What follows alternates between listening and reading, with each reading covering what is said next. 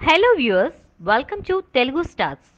సంచలన దర్శకుడు రామ్ గోపాల్ వర్మ రూపొందిస్తున్న లక్ష్మీ ఎన్టీఆర్ సినిమా ఈ పాటికే విడుదల కావాల్సింది.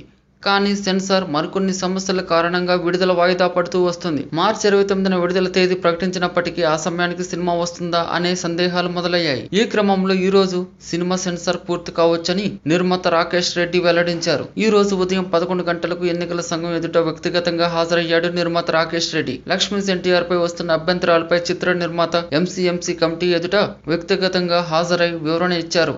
అంతకుముందు ఎన్నికల సంఘం చిత్ర నిర్మాతకు నోటీసులు జారీ చేసిన సంగతి తెలిసిందే. అయితే దానికి ఫోన్ ద్వారా సమాధానం చెప్పాడు రాకేష్ రెడ్డి. కానీ వ్యక్తిగతంగా రాకేష్ రెడ్డిని ఈ రోజు ఈసీ కలిశారు. వారికి లక్ష్మీ ఎన్టీఆర్ సినిమాని స్పెషల్ షో వేసి చూపించారు. ఉదయం 11:20 షో మొదలైంది. అనంతరం స్పందించిన రాకేష్ రెడ్డి లక్ష్మీ ఎన్టీఆర్ సినిమా విడుదలకు ఈసీ అంగీకరించిందని వెల్లడించారు. సినిమా అనుకున్నట్లే ఈ నెల 29న వస్తుందని అన్నారు. ఈ రోజు సినిమాకి సెన్సార్ సర్టిఫికేట్ వచ్చే అవకాశాలున్నాయని అన్నారు. సినిమాలో ఏ పార్టీ గుర్తు వాడలేదని స్పష్టం చేశారు. ఈ వీడియో మీకు నచ్చినట్లయితే లైక్ చేయండి.